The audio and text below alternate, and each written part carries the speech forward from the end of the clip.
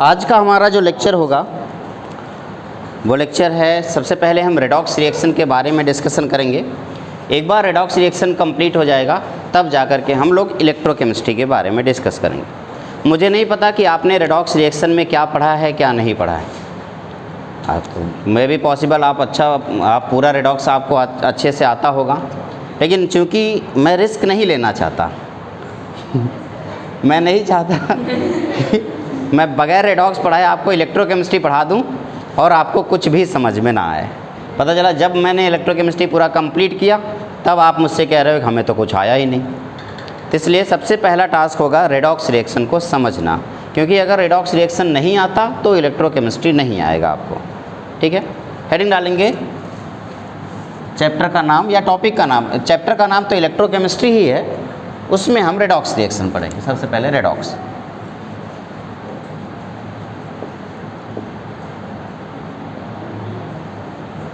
Reaction. Redox reaction को अगर समझना है तो उसके लिए दो बातें बहुत ज़्यादा ज़रूरी होंगी। इसके नाम से ही पता चल रहा है बेटा। रेडॉक्स मीन्स क्या हुआ? Red plus aux. रेड मतलब लाल, ऑक्स मतलब लाल बैल, रेडॉक्स है। रेड बुल रेड बुल है तो आपका ये जो रेड बुल है यानी आज मतलब रेडॉक्स जो है, रेड ऑक्स यानी कि रिडक्शन प्लस ऑक्सीडेशन जब मिलता है आपस में तो तैयार होता है आपका एक रिएक्शन जिसे आप रेडॉक्स रिएक्शन बोलते हैं। अब हमें बस दो चीज़ों को ध्यान से समझना है, एक तो रिडक्शन और दूसरा ऑक्सीडेशन। अगर आप इन दोनों बातों को अच्छे से समझ जाएंगे तो आप रेडॉक्स भी अच्छे से समझ जाएंगे। तो यानी कि हमें मेनली क्या पढ़ना है? Reduction as well as oxidation. Reduction क्या क्या हो सकता है? जो क्लास 10th में आप लोगों ने पढ़ा था वो था एडिशन ऑफ हाइड्रोजन। यही होता है ना बेटा? हाइड्रोजन का एडिशन क्या कहलाता है? रिडक्शन। अच्छा, हाइड्रोजन इलेक्ट्रोपॉजिटिव है या इलेक्ट्रोनेगेटिव है? इलेक्ट्रोपॉजिटिव। दैट मीन्स ऑल्सो अगर हाइड्रोजन की जगह कोई इलेक्ट्रोपॉजिटिव एलिमेंट ऐड करोगे वो भी क्या कहलाएगा? रिडक्शन। तो रिडक्शन क्या हो जाएगा? फिर से आप कह सकते हो एडिशन ऑफ इलेक्ट्रोपॉजिटिव एलिमेंट। मैं इसे पूरा लिख देता हूँ, इलेक्ट्रोपॉजिटिव एलिमेंट। तो इलेक्ट्रोपॉजिटिव एलिमेंट एक ऐसा एलिमेंट है जिसको ऐड करने से हमेशा रिडक्शन होगा। अच्छा, एक और बात है, अगर एडिशन के बजाय हम लॉस कराएं तो एलिमिनेशन या लॉस कराएं तो क्या होगा? लॉस ऑफ ऑक्सीजन, यही ना? लॉस ऑफ ऑक्सीजन या रिमूवल ऑफ ऑक्सीजन, जो भी आप बोलना चाहें, लॉस ऑफ ऑक्सीजन या रिमूवल ऑफ ऑक्सीजन। अच्छा, रिमूवल लिख दूं? चलो, तो रिमूवल ऑफ ऑक्सीजन।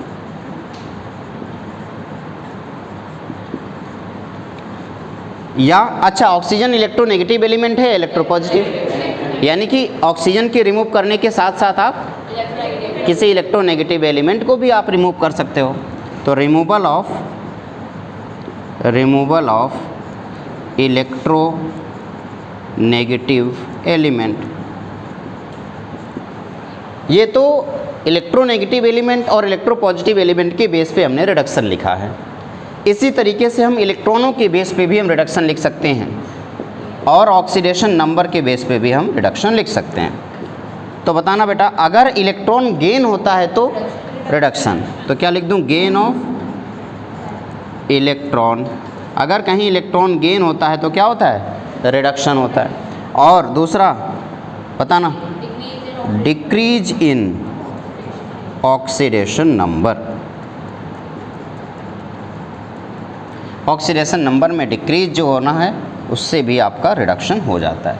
सेम ऐसे ही दूसरा पॉइंट ऑक्सीडेशन आप लोग बोल दोगे तो मेरे ख्याल से जल्दी जल्दी बता दो। सबसे पहला पॉइंट क्या लिखूं? Addition of oxygen. यहाँ पे हाइड्रोजन की जगह क्या होगा? तो addition of oxygen. Very good. Addition of electronegative element. Next है रिमूवल ऑफ हाइड्रोजन। और बताओ क्या रिमूव कर सकते हैं? Removal of electropositive element. Loss of electron और इंक्रीज इन ऑक्सीडेशन नंबर। ये रहा आपका ऑक्सीडेशन और रिडक्शन के बारे में छोटी मोटी बातें। एक बार फाइनली एक वापस से देख लेते हैं। रिडक्शन का मतलब होता है addition of hydrogen, addition of electropositive element, removal of oxygen and removal of electronegative element. साथ ही साथ अगर गेन ऑफ इलेक्ट्रॉन हो रहा है तो भी रिडक्शन होगा, या ऑक्सीडेशन नंबर डिक्रीज कर रहा है तो भी रिडक्शन होगा। इसी तरीके से अगर मैं ऑक्सीडेशन की बात करूं तो addition of oxygen, addition of electronegative element, removal of hydrogen and removal of electropositive element, साथ ही साथ लॉस ऑफ इलेक्ट्रॉन और इंक्रीज इन ऑक्सीडेशन नंबर, ये कहलाता है आपका ऑक्सीडेशन। तो हमारे पास ऑक्सीडेशन और रिडक्शन दोनों रिएक्शन थे, दोनों हम लोगों ने अच्छे से देख लिया। अब अगर मान लीजिए आपसे ये पूछा जाए कि सर एक एलिमेंट में यहाँ पे देखना, एक एलिमेंट ए है, वो एलिमेंट एक इलेक्ट्रॉन को अपने अंदर से निकाल रहा है, तो मैंने उसको ऐसे दिखा दिया एक इलेक्ट्रॉन को निकलते हुए, और साथ ही साथ जो इलेक्ट्रॉन यहाँ निकल रहा है वो किसी बी के पास इंटर कर रहा है। ध्यान से देखना, ए ने एक इलेक्ट्रॉन निकाला और बी ने उसी इलेक्ट्रॉन को गेन कर लिया, तो ए का क्या हुआ बेटा? आपने कहा कि इसका ऑक्सीडेशन हो गया। क्लियर है ना? अगर इसका ऑक्सीडेशन हो गया, मैं यहाँ पे लिख देता हूँ, और इसका क्या कर दूंगा? ये रिडक्शन हो रहा है। अगर ये ऑक्सीडेशन हो रहा है, इसका रिडक्शन हो रहा है, तो ज़रा एक बात बताओ सिंपल शब्दों में, इसे मैं समझाऊँ। ए ने एक इलेक्ट्रॉन किसको दिया है? बी को। सोचो अगर ए इलेक्ट्रॉन नहीं देता तो क्या बी इलेक्ट्रॉन ले पाता? या दूसरे शब्दों में इसे बोल सकता हूँ, अगर बी इलेक्ट्रॉन नहीं लेता तो क्या इलेक्ट्रॉन दे पाता? ए इलेक्ट्रॉन नहीं देता तो बी इलेक्ट्रॉन ले नहीं पाता, बी इलेक्ट्रॉन नहीं लेता तो ए इलेक्ट्रॉन दे नहीं पाता। यानी कि इन लेन देन के पीछे दोनों की सहमति है, यही ना?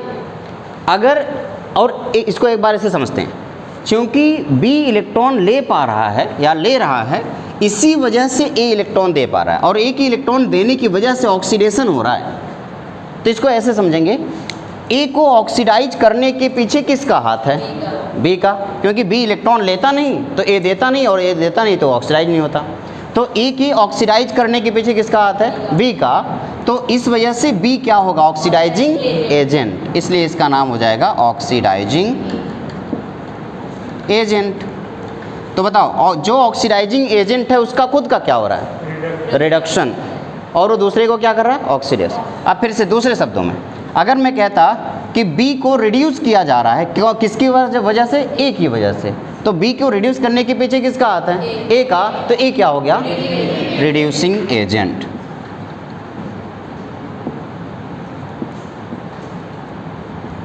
एक बार लास्ट में, ए ने एक इलेक्ट्रॉन दिया, बी ने दिया, ए की इलेक्ट्रॉन देने की वजह से बी ले पाया, यानी कि बी को रिड्यूस करने के पीछे किसका हाथ था? ए का।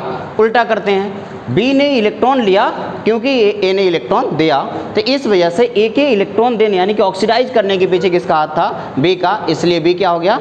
ऑक्सीडाइजिंग एजेंट, और ए क्या हो गया? Reducing agent. जो ऑक्सीडाइजिंग एजेंट होता है उसका खुद का क्या होता है? रिडक्शन, और जो रिड्यूसिंग एजेंट होता है उसका खुद का क्या होता है? ऑक्सीडेशन। ये बात तो क्लियर हो गई। तो जो ऑक्सीडाइजिंग एजेंट है उसका खुद का रिडक्शन, और जो रिड्यूसिंग एजेंट है उसका खुद का ऑक्सीडेशन हो रहा है। देखो, ये रिड्यूसिंग एजेंट इसका खुद का ऑक्सीडेशन, और ये ऑक्सीडाइजिंग एजेंट है इसका खुद का रिडक्शन हो रहा है। अब इसको एक तरीके से ऐसे देखते हैं, मैं अगर आपसे कहता कि Na+Cl2 गिव्स NaCl, ठीक है, 2Na+Cl2 गिव्स 2NaCl। जल्दी से मुझे बताओ सोडियम का ऑक्सीडेशन स्टेट कितना है? 0। यहाँ पे सोडियम का ऑक्सीडेशन स्टेट कितना है? +1। 0 से लेके +1 तक गया तो क्या ऑक्सीडेशन स्टेट इंक्रीज किया? तो ऑक्सीडेशन या रिडक्शन? तो आपने कहा सर ये ऑक्सीडेशन है, हमने मान लिया। क्लोरीन का ऑक्सीडेशन स्टेट 0, कहाँ पे जा रहा है? -1, 0 से -1 यानी कि रिडक्शन हो गया। तो आपने कहा कि सर सोडियम का ऑक्सीडेशन हुआ है और क्लोरीन का रिडक्शन, तो जल्दी से मुझे बताओ सोडियम को ऑक्सीडाइज करने के पीछे किसका हाथ है? क्लोरीन का। तो Cl2 क्या हो गया? Oxidising agent. और सोडियम क्या हो गया? तो आपने कहा रिड्यूसिंग एजेंट, रिड्यूसिंग एजेंट, और क्लोरीन हो गया आपका ऑक्सीडाइजिंग एजेंट। ये बात क्लियर हो गई। तो फिर से एक बात बताओ, LIC एजेंट सुना है तुम लोगों ने? किसी के घर में तो नहीं है कोई? अच्छा, फिर अच्छी बात है। LIC एजेंट का काम क्या होता है? दूसरों को बेवकूफ़ बना के उनकी LIC करवाना, है ना, LIC बेचना।